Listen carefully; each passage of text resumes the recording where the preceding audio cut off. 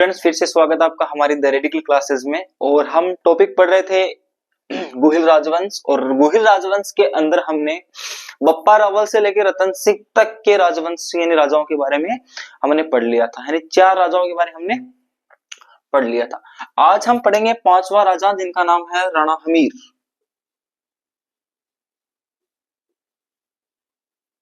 राजा का क्या नाम है? राणा हमीर।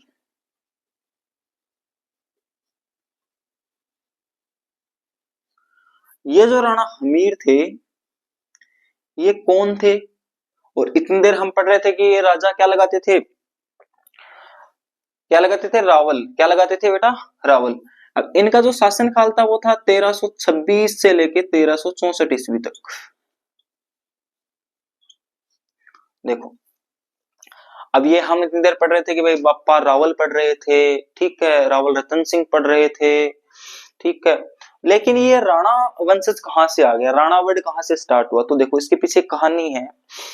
मेवाड़ के अंदर गुहिल हमने पढ़ा,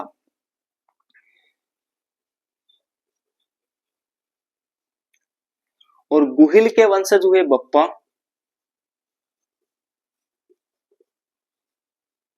गुहिल के वंशज कौन हुए? बप्पा रावल।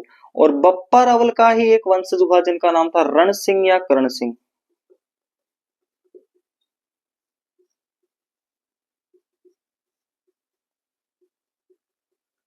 और करण सिंह यानी रण सिंह के 2 बेटे हुए, जिनका नाम था, बड़े बेटे का नाम था छेम सिंह,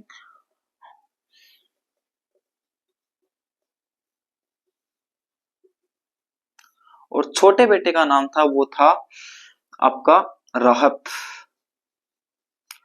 अब आपको पता होगा, जब भी किसी राजवंश के अंदर कोई राजा बनता है तो किसी भी राजा का बड़ा बेटा है वो क्या बनता है?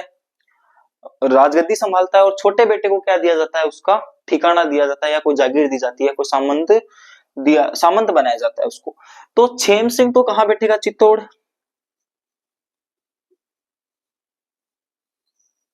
रण सिंह के बाद में।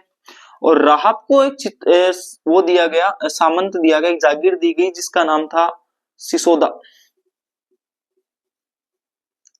और सिसोदा कहां पड़ता है आजकल? राजसमंद में। तो रण सिंह के 2 बेटे थे, छेम सिंह, जिनको क्या दिया गया था? चित्तौड़ की राजगद्दी पे बैठे थे। और जो राहत है उनको सिसोदा आपका जागीर दे दी गई थी, सिसोदा का सामंत बना दिया गया था। इतनी बात समझ में आई सबको? अब देखो हुआ क्या, इसी के अंदर राजा हुए जिनका नाम था समर सिंह। समर सिंह के बाद में रतन सिंह। और आपको पता है रतन सिंह 1303 के युद्ध के अंदर क्या हो जाता है? मारा जाता है। और ये अंतिम क्या होता है? शासक। अंतिम क्या होता है? शासक। अब ये जो चित्तौड़ वाले थे ना, ये चित्तौड़ वाले लगाते थे क्या लगाते थे? रावल। क्या लगाते थे अपने नाम के आगे? रावल। और ये सिसोदा वाले लगाते थे राणा। क्या लगाते थे? राणा। अब देखो, राहत सिसोदा वाले के ही वंशज हुए, और उनका नाम था लक्ष्मण सिंह।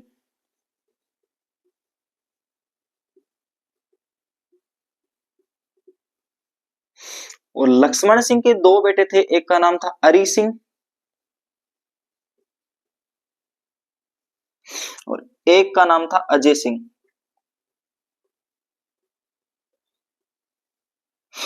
समझ में मेरी बात? लक्ष्मण सिंह के 2 बेटे हुए अरी सिंह, और अरी सिंह का बेटा था, उनका नाम था हमीर।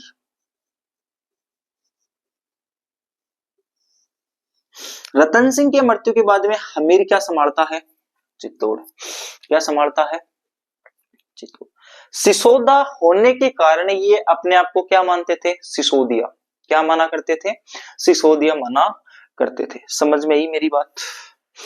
अरे आई कि नहीं आई? अजय सिंह के ही वंशज हुए। अजय सिंह चला गया था कहां पे? एमपी। और इन्हीं के वंशज हुए हैं शिवाजी। तो अपने साउथ वाले क्षेत्र के अंदर भी किनका था? मेवाड़ वालों का ही क्या था? अधिकार क्षेत्र था।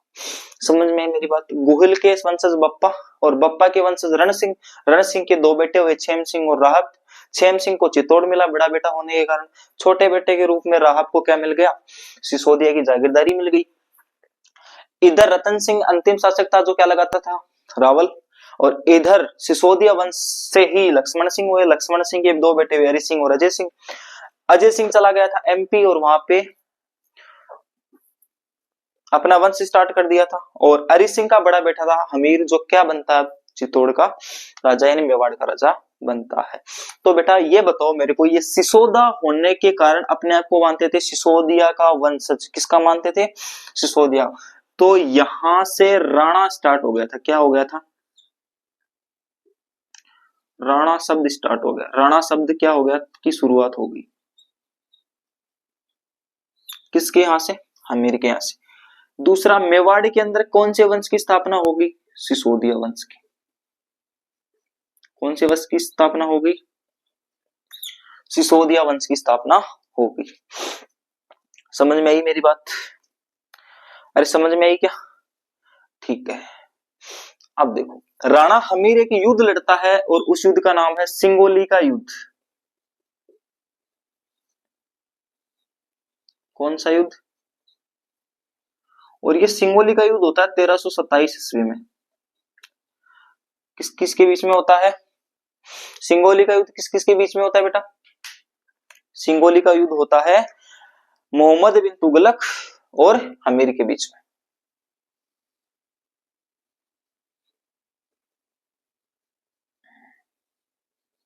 मोहम्मद बिन तुगलक और राणा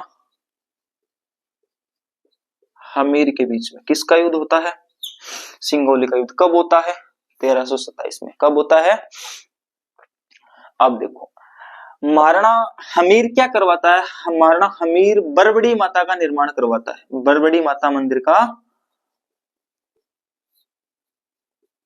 कहां बनवाता है, चित्तौड़ में। कहां बनवाता है,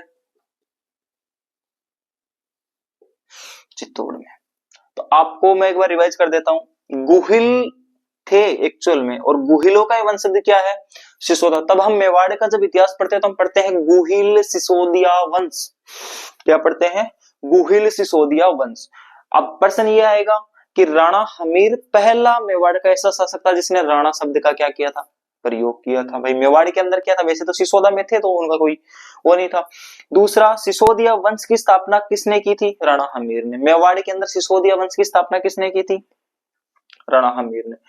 सिंगोली का युद्ध लड़ता है किन किन के बीच में, मोहम्मद बिन तुगलक और राणा हमीर के बीच में। दोनों का क्या होता है, 1327 ईस्वी के अंदर क्या होता है, सिंगोली का युद्ध होता है। एक ही युद्ध याद रख लेंगे। इस युद्ध को जीतने के बाद में बरबड़ी माता का मंदिर का निर्माण करवाता है हमीर। कहां पे, चित्तौड़ में। कहां पर रहता है, तो ये जो बरबड़ी माता है बेटा, इस बरबड़ी माता को बोला जाता है गुहिलों की इष्ट देवी।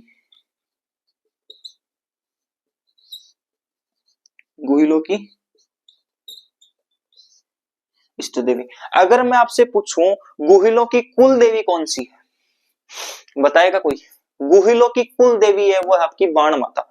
गुहिलों की कुल देवी क्या है,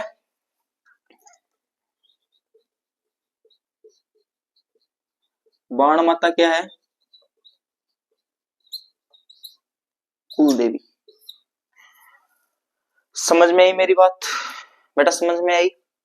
राणा हमीर राणा शब्द का शुरुआत करता है मेवाड़ के अंदर। दूसरा पॉइंट, सिसोदिया वंश की शुरुआत करता है मेवाड़ के अंदर राणा हमीर। तीसरा, सिंगोली का युद्ध मोहम्मद बिन तुगलक के साथ लड़ता है 1327 के अंदर। बरबड़ी माता मंदिर का निर्माण चित्तौड़गढ़ के अंदर करवाता है। ठीक है, जो बरबड़ी माता है वो गुहिलों की क्या है, इष्ट देवी है। तीसरी बात, बाणगंगा माता का बाण माता कुल देवी किसकी है, गुहिलों की। गुहिलों की कुल देवी कौन सी है, बाण माता। अरे समझ में आई सारी चीजें, समझ में आई। अब बोले सर इनकी कोई उपाधि उपाधि भी थी क्या, राणा हमीर की कोई उपाधि थी क्या, बोले बिल्कुल सर थी। तो इनकी उपाधियां पढ़ेंगे हम। क्या पढ़ेंगे बेटा, उपाधियां।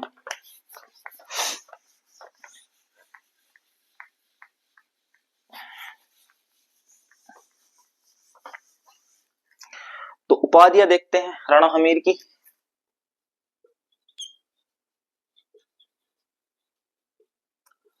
ठीक है, इनके टाइटल्स।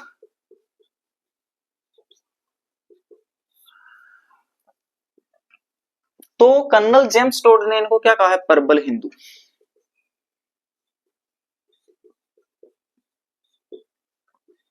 जेम्स टोड ने तो क्या कहा है इनको, प्रबल हिंदू, पहली उपाधि हो गई। दूसरी क्या है, मेवाड़ का उद्धारक है, मेवाड़ में बहुत अच्छे काम करवाए इसने, मेवाड़ का उद्धार कर दिया था इस बंदे ने, तो मेवाड़ का क्या बोला जाता है, इसको उद्धारक बोला जाता है। मेवाड़ का क्या बोला जाता है, उद्धारक बोला जाता है। रसिक प्रिया आपके कुंभा की गीत गोविंद टीका की क्या है, एक आधारित है, तो उसके अंदर इनको बताया गया है वीर राजा। महाराणा कुंभा ने इसको क्या बताया है, वीर राजा, किसके अंदर, रसिक प्रिया नामक किताब के अंदर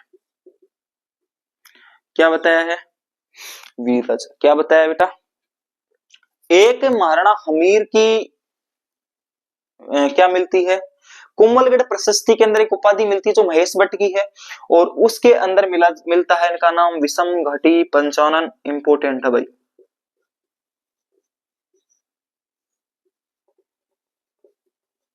कभी ना कभी आरपीएस या आरएसपी पूछेगी ही पूछेगी क्वेश्चन। विषम घाटी पंचानन किसकी उपाधि है, राणा हमीर की, कहां मिलती है, कुंभलगढ़ प्रशस्ति में।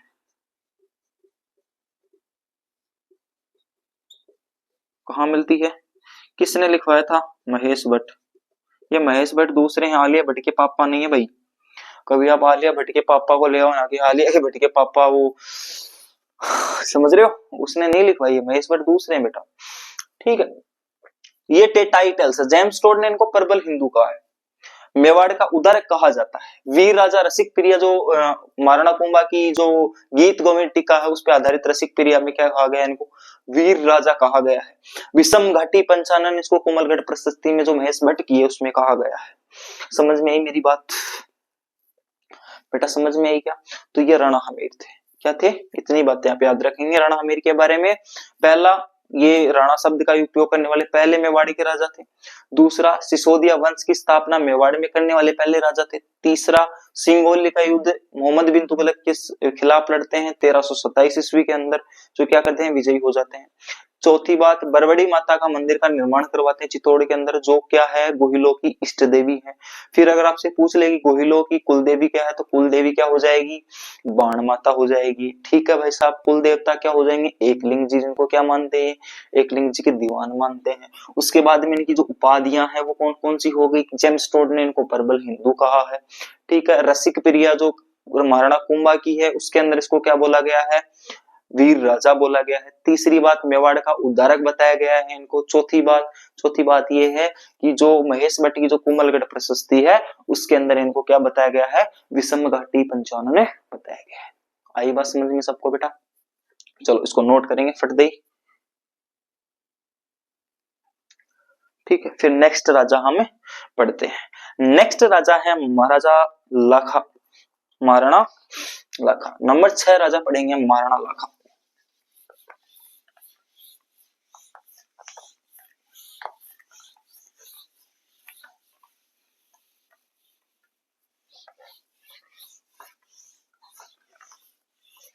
और महाराणा लाखा बहुत ही शानदार राजा हुए हैं। नंबर 6,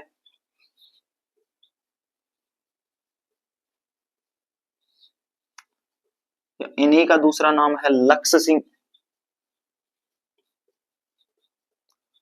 महाराणा लक्ष्य सिंह, महाराणा लाखा सिंह 1382 से 1421 तक राज करते हैं बेटा।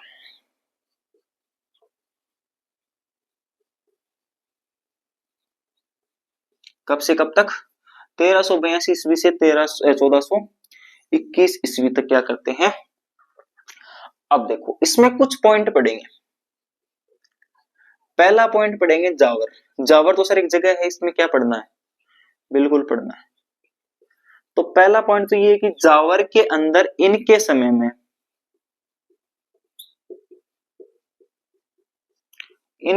में चांदी निकलना शुरू हो गई थी।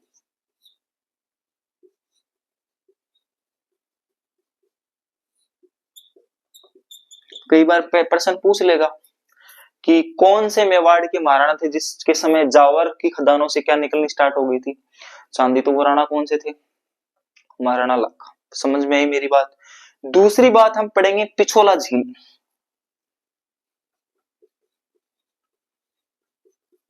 दूसरी चीज क्या पढ़ेंगे हम, लेक पिछोला,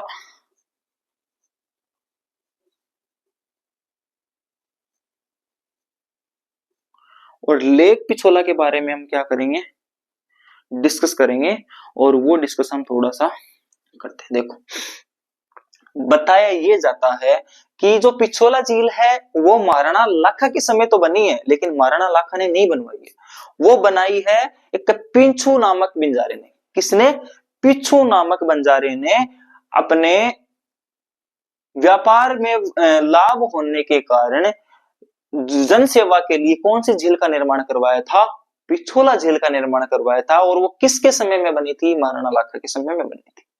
ठीक है, तो याद ये रख लेंगे ये महाराणा लाखा के समय में बनी है, पहला पॉइंट तो।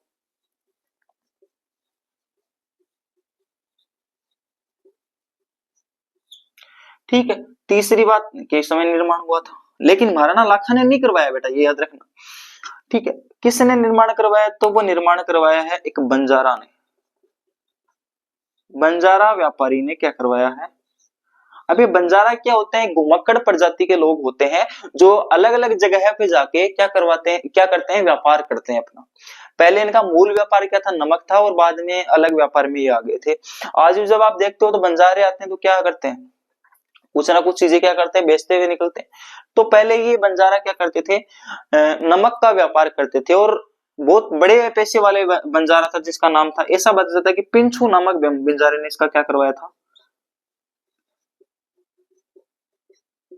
पिंचू बंजारा ने इसका क्या करवाया बेटा, निर्माण करवाया।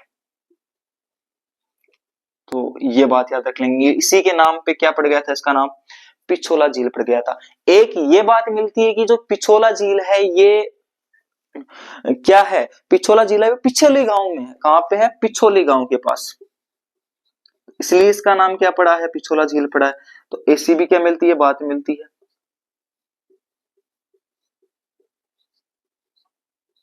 और बाकी हम ड्रेनेज सिस्टम वाले टॉपिक के अंदर पढ़ लेंगे, झीलों वाले टॉपिक के बारे में, इसके बारे में हम क्या कर लेंगे, डिस्कस कर लेंगे।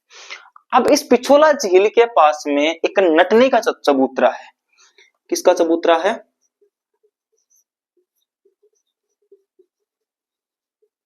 ये बेटा इंपॉर्टेंट है, ये इंपॉर्टेंट है, नटनी का चबूतरा। आप बोलो सर ये नटनी का चबूतरा क्या चीज है, तो उसके पीछे कहानी है। हुआ क्या, नटनी क्या होती है, एक नट क्या होती है, एक जाति होती है, एक जनजाति होती है, एक संप्रदाय होता है, एक समुदाय होता है, जो क्या करता है, अलग अलग जगहों पे जाके क्या करता है, अपने कलाकारी दिखाता है, अपने खेल दिखाता है। तो वैसे ही एक नट था और उसकी एक पत्नी थी और उसका एक छोटा बच्चा था। तो इसके पीछे कहानी ये देखने को मिलती है कि ये कहानी मिलती है कि मेवाड़ का कोई शासक था, और उसके शासक में एक नट क्या है, वो क्या करता है, वहां पे खेल दिखाने के लिए आता है। और खेल दिखाने के लिए आता है तो दरबार, सुबह सुबह दरबार लगा था, और दरबार लगा था तो वो नट आता है अपनी पत्नी नटनी के साथ में और अपने छोटे बेटे के साथ में। तो वो उसके पास मेवाड़ के शासक के पास जाता है और बोलता है कि महाराज मैं खेल दिखाता हूँ। बोले अच्छी बात है, सभी दिखाते हैं, सब नट क्या दिखाते हैं, खेल ही दिखाते हैं। बोले नहीं, मेरे में स्पेशल है। बोले क्या स्पेशल है? बोले मेरी जो नट, मेरी जो पत्नी है ना नटनी, नट की पत्नी नटनी, बोले जो मेरी पत्नी है नटनी ये क्या करेगी, ये पूरी पिछोला को पार कर सकती है। पिछोला को पार कर सकती है? बोले कैसे? बोले आप पिछोला के दोनों साइड क्या डाल दो, पिलर डाल दो, और उसके बीच में रस्सी बांध दो, और उस रस्सी पे चल के पिछोला पार कर सकती है। राजा सा बोले तेरे को मैं सुबह सुबह में ही मिला बनाने। बोले साहब आपको विश्वास नहीं हो तो आप करके देख लो। ठीक है, तो बोले चलो ठीक है, हम आयोजन करते हैं इस चीज का और देखते हैं कि अगर ये नटनी जीत पाती है तो नट ने बोला अगर महाराज अगर नटनी जीत गई या हम जीत गए तो आप क्या करोगे?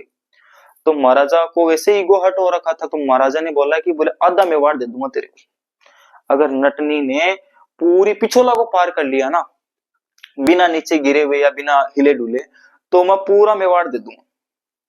तो आयोजन किया गया भाई, दोनों पिछोला के दोनों किनारों पे क्या बनी गई, पिलर गाड़े गए, और पिलर के बीच में क्या बनी, मजबूत सी रस्सी बांधी गई। और प्रोग्राम स्टार्ट हुआ। प्रोग्राम स्टार्ट हुआ तो जैसे ही नटनी चलने लगी तो नटनी आधा पिछोला क्रॉस कर चुकी थी और सारे उसको मोटिवेट कर रहे हैं कि बस थोड़ा और अभी हो जाएगा, थोड़ा और अभी हो जाएगा। उधर मंत्री भी सारे खुश, वो भी करे तालियां बजा रहे हैं कि वाह नटनी वाह, you can do it, you can do it. राजा देख रहा है, बोले तुम किस बात के खुश हो रहे हो, मंत्री तो मेरे हो तुम। बोले महाराज अच्छा कर रही है। बोले अच्छा क्या कर रही है, आधा मेवाड़ जा रहा है और आधा मेवाड़ जाने का मतलब है कि मेरे पास आधा राज बचेगा और आधा राज बचने का मतलब है मंत्री भी आधे हो जाएंगे। आधों को मैं छुट्टी कर दूंगा, एब्सेंट लगा दूंगा सुबह पहले, बायोमेट्रिक नहीं होने दूंगा। तो मंत्रियों ने सोचा कि यार बात तो सही है। बोले क्या करें फिर, बोले करना क्या है, रोको इसको, क्या करो रोको। तो रोके कैसे, बोले रोके तो इसलिए, बोले इसका छोटा बच्चा है, उसको एक मंत्री ने बुलाया, बोले इधर आ रे, छोटा बच्चा था नटनी का, उसको बुलाया, बोले इधर आ। उसे चपेट मारी अच्छे से और जैसे ही चपेट मारती तो बच्चा दहाड़ने लगा, चिहाड़ने लगा। चिहाड़ते ही नटनी का ध्यान कहां पे आ गया, भाई माँ तो माँ होती है, माँ का ध्यान बच्चे पे आ जाता है। और आज भी आप देखोगे ये अपनी माँ होती है ना, ये माएँ होती है, इनको पता नहीं एक तो अपने बच्चे के रोने की आवाज कहाँ से सुन जाती है, बच्चा कितने ही दूर, ठीक है, और दूध उफड़ने की जो खुशबू है भाई साहब 3 कोस परे से भी क्या कर लेती है, स्मेल को पहचान लेगी, दूध उफड़ गया, समझ रहे हो। तो ये माँ की क्या होती है, प्रजाति होती है, माँ के अंदर ही क्या होता है, दिल ही होता है। तो उसे जैसे वो आवाज सुनती है बच्चे की तो उसका बैलेंस क्या हो जाता है, बिगड़ जाता है और नटनी क्या हो जाती है, गिर जाती है। राजा खड़ा होकर बहुत ही बढ़िया प्रसन्नता से बोला कि वाह मैं जीत गया। नट उसके पास देखता, राजा बोला, बोला साहब आप तो जीत गए, मेरी बेगम हार गई, मेरी गृहस्थी बर्बाद हो गई पूरी, आपकी चक्कर में मेरी नटनी मर गई। तो राजा ने उसको बताया कि आपके नटनी के नाम का प्लेटफॉर्म बना देंगे, यहाँ पे आपके नटनी के नाम के क्या बना देंगे बेटा, चबूतरा। तो वो झील कौन सी थी, पिछोला झील। तो नटनी का चबूतरा कौन सी झील के किनारे पे है, पिछोला झील के किनारे पे। ये भी थोड़ा याद रख लेंगे, प्रश्न पूछा हुआ है, प्रश्न क्या है, पूछा हुआ है। अच्छा, एक इनके शासन काल में नाम आता है, वो आता है कुंभा। सर हम तो सिसोदिया वंश पढ़ रहे हैं, गुहिल वंश पढ़ रहे हैं, हाड़ा वंश कहां से आ गया। तो बेटा हाड़ा आपको पता होना चाहिए कि हाड़ा कहां पे थे, बूंदी के हाड़ा थे। हाड़ा चौहान वंश था बेटा, क्या था। हुआ क्या, एक बार महाराणा लाखा बूंदी की तरफ गए हुए थे, वहां पे शिकार वगैरह करने के लिए गए हुए थे। तो वहां पे एक राजकुमारी उनको पसंद आ जाती है और वो राजकुमारी क्या थी, हाड़ी रानी थी। क्या थी बेटा, और हाड़ी रानी पसंद आ जाती है और हाड़ी रानी से वो क्या कर लेता है, शादी कर लेता है। और शादी करके कहा जाता है, वापस चित्तौड़ आ जाता है। और चित्तौड़ आते ही जैसे 1-2 दिन होते हैं तो ऐसे बैठे हुए थे डाइनिंग टेबल पे, लंच वगैरह चल रहा था राणा लाखा का अपनी पत्नी के साथ में। तो यूं ही पूछ लेता है कि बोले आपका मन तो लग गया बेबी। बोले साहब बेबी लग तो गया मन तो, पक्का। बोले पक्का। बोले चित्तौड़ कैसा लगा, बोले अच्छा है। बोले बस अच्छा ही है। थोड़ी देर बाद में वो रानी बोलती है कि नहीं बहुत अच्छा है। अच्छा है। बोले फिर बूंदी, बोले बूंदी बहुत अच्छा है, कॉन्फिडेंस से बोली। तो फिर बोले चित्तौड़, बोले चित्तौड़ भी अच्छा है। बोले एक बता, बोले एक अगर पूछना है तो फिर बूंदी अच्छी है। तो राणा लाखा को ये बात चुभती है, राणा लाखा को ये बात चुभती है और ऐसे ऐसे खाना खा रहे थे और खाने का पहला निवाड़ा ही अंदर नहीं गया था, खाना वहीं छोड़ दिया। बोला जब तक मैं बूंदी के किले को जीत नहीं लूं या उसको तोड़ नहीं लूं तब तक ना तो अन्न ग्रहण करूंगा ना जल ग्रहण करूंगा। ऐसी क्या ले लेता है, प्रतिज्ञा ले लेता। कौन, राणा लाखा। और राणा लाखा एकदम बाहर निकलते हैं और बाहर निकलते ही लंच चल रहा था भाई साहब, दोपहर का टाइम था और बाहर निकलते दरबार के अंदर जाते हैं और बोलते हैं कि तैयार करो रे सेना, बूंदी चलेंगे। बोले महाराज क्या बात है, ऐसे कैसे। बोले बूंदी पे अटैक करेंगे, बूंदी को तोड़ना है। बोले भाई क्या कर रहे हो साहब, कल तो वहां तोरण मार रहे थे और आप तलवार मारोगे। बोले नहीं मेरे को कुछ नहीं पता, मेरे को अन्न और जल तभी ग्रहण करना है जब मैं बूंदी को तोड़ दूं, बूंदी के किले को तोड़ दूं। तो सारे सेनापति महामंत्री मंत्री सब सोचते हैं कि यार ये पागल तो नहीं हो गया ये आदमी, कल वहां तोरण मारे थे क्या इज्जत बच जाएगी और ये तो गुस्से गुस्से में चला जाएगा, उधर वाले हमें लपेट के चले जाएंगे। तो उसको समझाया थोड़ी देर लाखा को, तो समझाकर बोले बोले कि महाराणा लाखा थोड़ी देर में ठंडे होते हैं, उनको कोल्ड ड्रिंक पिलाई गई होगी। वैसे पीने वाले तो क्या ही थे, कसम खाली थी, लेकिन उनके पास रखी गई। ठीक है, दासिया वासिया बुला के उसकी सेवा पानी की गई। थोड़ी देर बाद में वो कहता है, उसको समझाते हैं कोई समझदार आदमी, बोलता है कि आपको बूंदी वाला गढ़ तोड़ना है। बोले हाँ। आपने प्रतिज्ञा ले ली, कसम खा ली? बोले हाँ। तो बोले एक काम करते हैं, हम थोड़ा सा 5-4 किलोमीटर आगे मैदान के अंदर एक मकान बना लेते हैं और उस पर लिख देते हैं बूंदी फोर्ट। नकली क्या बना लेते हैं? बूंदी का किला बना लेते हैं। उसको तोड़ दो आप, आपकी कसम भी पूरी और सारी चीजें हो ही जाएंगी। बोले अरे करना है वो फटाफट करो यार, भूख लगी हुई है, एकदम डाकी टाइप आदमी यार एकदम ये। तो नकली क्या बनाया गया? बूंदी का किला बनाया गया, बूंदी का गढ़ बनाया गया नकली। और सब तैयारी वैरी हो गई, महाराणा लाखा जाते हैं वहां पे और अपने पहला तीर चलाते हैं। तीर चलाने से पहले ही उस एक छोटे से मकान से पहले से एक तीर आ रहा है और तीर आके एकदम महाराणा लाखा के घोड़े के सामने गिरता है। महाराणा लोग यार ये कौन है रे, इसके अंदर आपने तो बोला कि कोई नहीं है, नकली है। उसके अंदर जाके देखते हैं तो एक 13-14 साल का लड़का अंदर से तीर चला रहा है और उस लड़के का नाम है कुंभाहड़ा। उसको बोला रे क्या दिक्कत है तेरी? बोले मैं बूंदी का वंशज हूं। ये हाड़ी रानी का क्या था? भाई था। छोटा क्या था? भाई था। बोले मैं बूंदी का वंशज हूं। बोले क्या बात होगी? तो हम तो नकली तोड़ रहे हैं। बोले बूंदी असलियों से नकली, मैं जीते जी इसको नहीं तोड़ता हुआ देख सकता। अगर इसको तोड़ना है तो पहले को मेरे को मारो। तो हाड़ी रानी को बुलाया गया। बोले समझा ले इसको, मरमरा जाएगा कहीं पे, इसको पार्ले जी दिलाए गए, उसको नहीं माना। कुरकुरे बिस्किट दिलाए गए, बोले नहीं माना। बोले टेढ़े मेढे ले ले, बोले नहीं माना। तो बोले क्या करें? बोले 10 वाले बिस्किट का ले ले, बोले नहीं लूंगा। क्या करें? बोले सल्टा दो इसको। तो कुंभाहड़ा मर्द क्या हो गया? नकली बूंदी की रक्षा करते हुए मारा गया। ये याद रख लेंगे बेटा, नकली बूंदी की रक्षा करते हुए मारा गया। तो यहाँ पे बहुत अच्छी एक राजस्थानी भाषा की क्या आती है, कविता आती है कि नकली गढ़ दीद्यो नहीं, कि नकली गढ़ दीद्यो नहीं घोर बिना घोर घमसान, कि नकली गढ़ दीद्यो नहीं बिना घोर घमसान, सिर कट्या बिन किम फिरे, कि सिर कट्या बिन किम फिरे, असली गढ़ तर आण, असली गढ़ पर आण, कि नकली गढ़ दीद्यो नहीं बिना घोर घमसान, सिर टूट्या बिन किम फिरे, असली पर आण। ठीक है, तो नकली गढ़ की तो दूर की बात है, असली गढ़ को जीतने की तो दूर की बात है। यहाँ पे नकली गढ़ के लिए भी क्या हो गए थे लोग, शहीद हो गए। तो ये राजस्थान है अपना बेटा, क्या है ये? अपना राजस्थान है। तो कुंभाहड़ा इसलिए इंपॉर्टेंट है कि एक 13-14 वर्ष का एक बच्चा जो नकली बूंदी की रक्षा करते हुए मारा गया था, वो कौन था? कुंभाहड़ा था। किसके समय में, किसके विरुद्ध लड़ते हुए मारा गया था? महाराणा लाखा के समय में। हाँ, अब एक और बात आ जाती है, एक बार इतना रिवाइज कर देते हैं फिर आगे हम पढ़ते हैं। जावर के अंदर महाराणा लाखा के समय क्या मिलती है? चांदी मिलती है, पहली पॉइंट। दूसरा पॉइंट, इनके समय के अंदर बिंसु बंजारा व्यापारी था जिसने किसका निर्माण करवाया था? पिछोला झील का निर्माण करवाया था। इसी पिछोला झील के किनारे पे किसका चबूतरा बना हुआ है? नटनी का चबूतरा बना हुआ है। इन्हीं के हाड़ी रानी, इनकी पत्नी हाड़ी रानी का भाई कुंभाहड़ा जो नकली बूंदी की रक्षा करते हुए क्या हो गया था? मारा गया था। ये बात आपको याद रखनी है। ठीक है, फिर हम एक चीज और पढ़ते हैं, एक व्यक्तित्व और पढ़ते हैं इनके समय का, और उन व्यक्तित्व का नाम है हंसाबाई। क्या नाम है बेटा? हंसाबाई। सॉरी, हंसाबाई कौन है ये भी समझाते थे हम, हंसाबाई कौन है। ठीक है, एक व्यक्तित्व और पढ़ेंगे, हंसाबाई।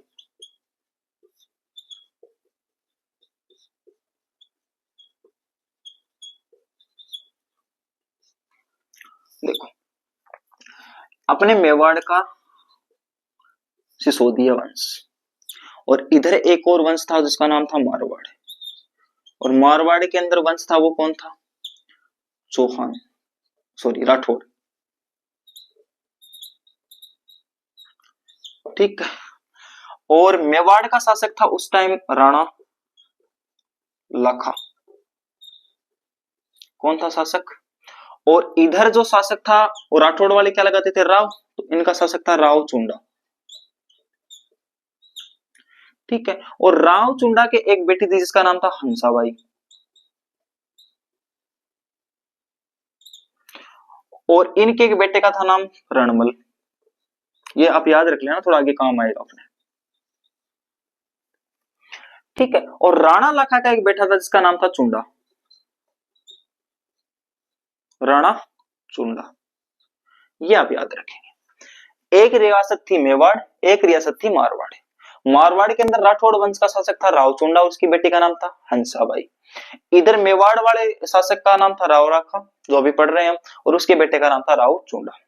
समझ में इतनी बात, समझ में इतनी केमिस्ट्री समझ में आ गई, बोले आ गई। इधर मारवाड़ के रावचुंडा की बहन जो बेटी थी हंसाबाई, उसकी उम्र हो गई थी शादी वाली, तो इसके लिए लड़का ढूंढ रहे थे। बोले कोई अच्छा सा सुयोग्य लड़का मिल जाए तो हम अपनी बेटी की क्या कर दें, शादी कर दें।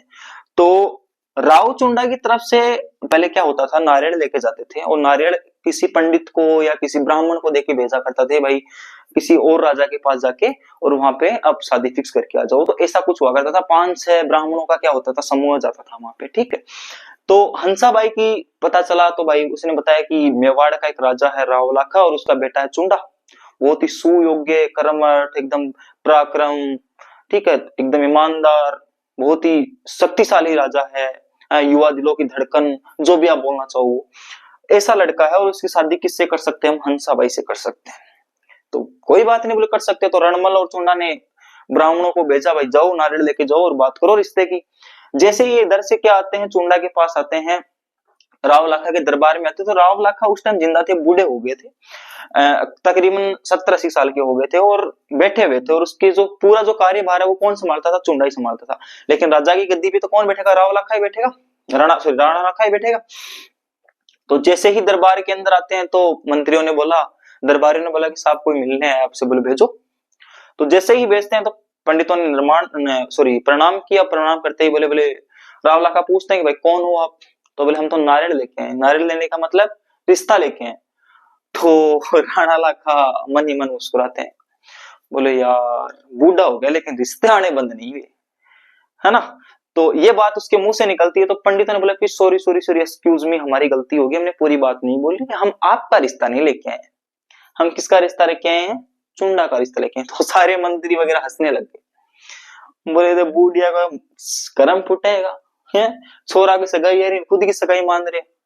तो ये बात किसको पसंद नहीं आई, चुंडा को पसंद नहीं। बोले यार मेरे पापा की बेइज्जती हो रही है और मेरे पापा को बूढ़ा बताया जा रहा है यहाँ पे। तो पंडितों को बोलते हैं कि अगर आपने सीधा सीधा ये बोला है कि आप राणा लाखा से मेरे पिता ने क्या की है, शादी की इच्छा जाहिर की है, तो आपकी बेटी की शादी या तो होगी नहीं, या फिर किससे करो, मेरे पापा राणा लाखा से करो। पंडित बोले पागल है क्या, हमारी राजकुमारी की 18-20 साल की और ये डैन हो रहा 75-80 साल, हम इससे शादी करेंगे।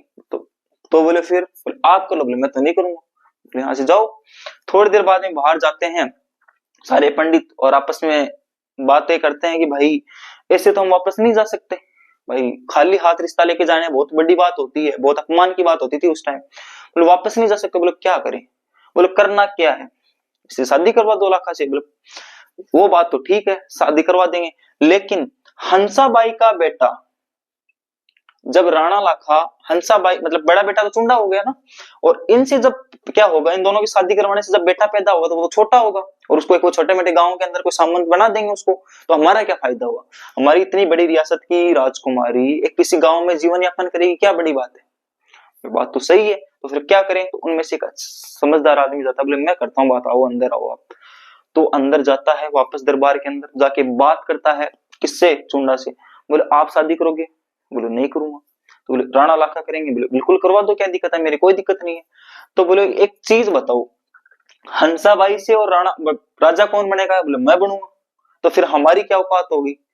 तो राव चुंडा उस टाइम क्या कहते हैं, कसम खाते हैं कि मैं आजीवन मेवाड़ का शासक नहीं बनूंगा, मेवाड़ का शासक नहीं बनूंगा। ऐसी बात कौन बोलता है, राव चुंडा। और ये क्या ले लेता है, और इसकी शादी किससे करवा देता है, हंसाबाई से। शादी किसकी किससे होती है, हंसाबाई की शादी किससे होती है, राणा लाखा के साथ, ठीक है। और चुंडा क्या ले लेता है, प्रतिज्ञा ले लेता है। और ऐसी प्रतिज्ञा महाभारत के काल में किसने ली थी, भीष्म पितामह ने। तो इसको बोला जाता है राव चुंडा को मेवाड़ का भीष्म पितामह है। इसको क्या बोला जाता है, मेवाड़ का भीष्म।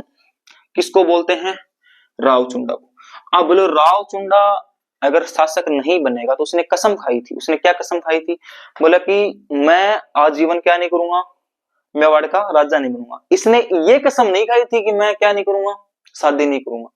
इसने ये कसम खाई थी कि मैं क्या नहीं बनूंगा, अगला शासक नहीं बनूंगा। वैसे इसने शादी की है, जितने पॉसिबल हो सके उतने बच्चे भी पैदा किए हैं, पूरा वंश चलता है चुंडावत, सलूम्बर के चुंडावत पूरा वंश चलता है। तो चुंडा ने ऐसी कसम नहीं खाई थी कि वो शादी नहीं करेगा, शादी उसने की थी, जितने पॉसिबल हो सकते थे उतने बच्चे भी पैदा किए उसने, जितने अनुकूल परिस्थितियां थी उसके अकॉर्डिंग उसने बच्चे भी किए, पूरा वंश चलाया अपना चुंडावत। तो चुंडा को क्या बोला जाता है, मेवाड़ का विषम बोला जाता है। क्यों, उसने ये कसम खाई थी, उसमें बहुत बड़ी बात होती है भाई, अपना पूरा राज का पार्ट छोड़ना बहुत बड़ी बात है, ठीक है। तो उसने क्या बोला जाता है, मेवाड़ का विषम बोला जाता है। समझ में आई मेरी बात? चलो आप बोले क्या करें, बोले ये इसने बोले 100 का नोट पकड़ा है, 100 का नोट का मतलब है पूरा साम्राज्य दिया है, तो बोले इसको कुछ चवन्नी 1 रुपया तो दो। तो उस टाइम में मेवाड़ के अंदर 16 बड़े क्या थे, ठिकाने थे। कितने बड़े ठिकाने थे? 16। और 16 बड़े ठिकानों में से 4 बड़े ठिकाने किसको दे दिए? चुंडा को। जैसे सलूम्बर, आप हम जब किसान आंदोलन पढ़ेंगे ना उस टाइम भी आएगा, सलूम्बर दे दिया, आमेट दे दिया, बेगू दे दिया और देवगढ़ दे दिया। कौन कौन सा? सलूम्बर, बेगू, आमेट और देवगढ़। ये 4 बड़े ठिकाने किनको दे दिए गए थे? चुंडा को। तो चुंडा को सबसे बड़ा ठिकाना, सबसे इंपॉर्टेंट कौन सा था? सलूम्बर। कौन सा ठिकाना दिया? सलूम्बर। बोले आज से सबसे बड़ा ठिकाना किसका होगा? और बोले और क्या फैसिलिटी दी जाए? बोले ये फैसिलिटी दी जाएगी कि जो मेवाड़ का जो महाराणा होगा ना, उसकी रक्षा कौन कर रहा है? चुंडा ही कर रहा है भाई, चुंडा ही कर रहा है। तो मेवाड़ की जो हरावल जो होगी, देखो हरावल होता है, एक होता है चंद्रावल, एक होता है हरावल, एक होता है चंद्रावल। जो आगे की जो सेना होती है ना उसको बोलते हैं हरावल, और पीछे की जो सेना होती है उसको बोलते हैं चंद्रावल। आगे की सेना को हरावल, पीछे की सेना को चंद्रावल। तो हरावल आगे की सेना का सेनापति कौन होगा? ये सलूम्बर वाले होंगे। समझ में आई मेरी बात? तो एक ये शर्त रखी गई भाई, पहले मतलब शर्त नहीं थी ये, मतलब ये वहां पे ये डिसाइड हुआ ऐसी चीजें, उसका निर्णय लिया गया। सलूम्बर किसको दिया गया? चुंडा। मेवाड़ के महाराणा का राज तिलक कौन करेगा? आज भी जब आप देखते हो यूट्यूब पे, आपने देखा होगा भी, मेवाड़ के महाराणा उनका जब तिलक किया गया तो उन्होंने तलवार से अपना अंगूठा काट के फिर क्या किया था, तिलक किया था, वो सलूम्बर की थी। तो सलूम्बर के चुंडावत क्या करेंगे? मेवाड़ के महाराणा का क्या करेंगे? राज तिलक करेंगे। बिल्कुल ठीक बात है। हरावल जो आगे की सेना, उसका सेना मुख्य सेनापति कौन होगा? सलूम्बर का दीवान होगा, सलूम्बर का सामंत होगा। बिल्कुल ठीक बात है। और बोले और ये कि जो जितने भी कागजी कार्रवाई होगी ना उस पर हस्ताक्षर कौन करेगा? चुंडा ही करेगा, बच्चा था वो तो भाई, जब राणा लाका पैदा करेगा तो छोटे बच्चे थे, उस टाइम की रीत चली हुई थी। तो चुंडा के वंशज क्या करेंगे? उस पर एग्रीमेंट पे साइन करेंगे, जो भी एग्रीमेंट करना होगा। तो इनडायरेक्टली पूरी जो पावर थी वो किसके पास थी? सलूम्बर वालों के पास थी भाई। समझ में आई मेरी बात? अरे समझ में आई क्या? चलो, तो ये सारी चीजें किसमें ली गई थी? तो चुंडा क्या थे? मेवाड़ के विषम थे। इनको सलूम्बर समेत कितने? 4 बड़े ठिकाने दिए गए थे। कौन कौन से? सलूम्बर, आमेट, बेगू और देवगढ़। और हरावल आगे की सेना का क्या बनाया गया? सेनापति। सलूम्बर वाले क्या करेंगे? मेवाड़ के राजा का राज तिलक करेंगे। ठीक है, सेनापति कौन बनेगा? सलूम्बर वाला बनेंगे। कागजी कार्रवाई कौन करेगा? सलूम्बर वाले करेंगे। हस्ताक्षर कौन करेगा? जब मेवाड़ का राजा अनुपस्थित रहेगा, मेवाड़ का राजा अनुपस्थित रहेगा तो गद्दी कौन संभालेगा? सलूम्बर वाले। कौन संभालेंगे? और इन्हीं के वंशजों को आगे क्या बोला गया? फिर चुंडावत। क्या बोला गया? पूरी चुंडावत क्या है? श्रेणी। समझ में आई मेरी बात? और इसके बाद में राजा बनते हैं, और वो बनते हैं कौन? आपके महाराणा मोकल। महाराणा, वो हम नेक्स्ट क्लास के अंदर डिस्कस करेंगे। तो आपको ये समझ में आ गया होगा। एक बार रिवाइज कर देता हूं फिर से फटाफट। महाराणा लाखा है। महाराणा लाखा क्या थे भाई? महाराणा लाखा कौन थे? महाराणा लाखा कौन थे बताओ? तो महाराणा लाखा के बारे में हम इतनी बात याद रखेंगे, उनके समय में जावर से चांदी प्राप्त हुई। उसके समय पिंचू बिंजारा नामक बिंजारा ने क्या किया था? पिछोला झील का निर्माण करा था। उसी पिछोला झील के किनारे क्या है? नटनी का चबूतरा बना हुआ है। ठीक है, उसके बाद में हम पढ़ेंगे कुंभाहाड़ा कौन थे? तो महाराणा लाखा के विरुद्ध लड़ता हुआ बूंदी का 13 वर्षीय क्या राजवंशी बालक क्या हो जाता है, जो हाड़ी रानी का भाई था। उसने नकली बूंदी की रक्षा करते हुए अपने प्राण न्यौछावर किए थे। अगली बात हम पढ़ेंगे कि हंसाबाई कौन थी? तो हंसाबाई वही कि मारवाड़ के रावचुंडा की बेटी थी हंसाबाई, जिसकी शादी किसके साथ होती है, राणा लाखा के। ये वही हंसाबाई है जिसने मारवाड़ और मेवाड़ के बीच में आवड़ और बावड़ की संधि करवाई थी। आगे नेक्स्ट क्लास के अंदर हम पढ़ेंगे वो सारी चीजें, ठीक है। तो ये सारी चीजें क्या है, फिर रावचुंडा हुए राणा लाखा के बेटा, जिसने आजीवन मेवाड़ का शासक न बनने की कसम खाई थी, इसलिए इसको क्या बोला जाता है, मेवाड़ का विषम बोला जाता है। रावचुंडा को 4 ठिकाने दिए गए थे, जिसमें सबसे इंपॉर्टेंट ठिकाना कौन सा है, सलूम्बर ठिकाना है। अरे आई बात समझ में, प्रथम श्रेणी का ठिकाना दिया गया था, बेगू है, सलूम्बर है, आमेट है, देवगढ़ है। 4 ठिकाने प्रथम श्रेणी के, 16 प्रथम श्रेणी के ठिकानों में से 4 किसको दिए गए थे, रावचुंडा को दिए गए थे। कुछ शर्तें या कुछ निर्णय लिए गए उस सभा के अंदर, क्या निर्णय लिए गए कि सलूम्बर का जो सामंत होगा वही क्या करेगा, मेवाड़ के राजा का राज तिलक करेगा। और क्या थी भाई, जो जितनी भी कागजी कार्रवाई होगी उस पे हस्ताक्षर किसके होंगे, सलूम्बर के राजा के होंगे, सलूम्बर के सामंत के होंगे। और बोले जब मेवाड़ का राजा क्या रहेगा, अनुपस्थित रहेगा, तो उसके अनुपस्थिति में कौन संभालेगा मेवाड़ को, सलूम्बर वाले संभालेंगे, ठीक है। ये कुछ क्या होंगे, हरावल आगे की सेना का सेनापति कौन होगा, सलूम्बर का राजा होगा, मुख्य सेनापति कौन होगा, ठीक है। तो ये सारी चीजें क्या थी, ये महाराणा लाखा के अंदर हमने पढ़ी है। समझ में आई सारी बातें, अरे क्लियर है क्या। चलो मिलते हैं नेक्स्ट क्लास में, तब तक के लिए चैनल को सब्सक्राइब करते रहना, वीडियो को शेयर करते रहना, लाइक तो करना ही करना है। बाकी मिलते हैं नेक्स्ट क्लास में इसी एनर्जी के साथ, तब तक के लिए थैंक यू।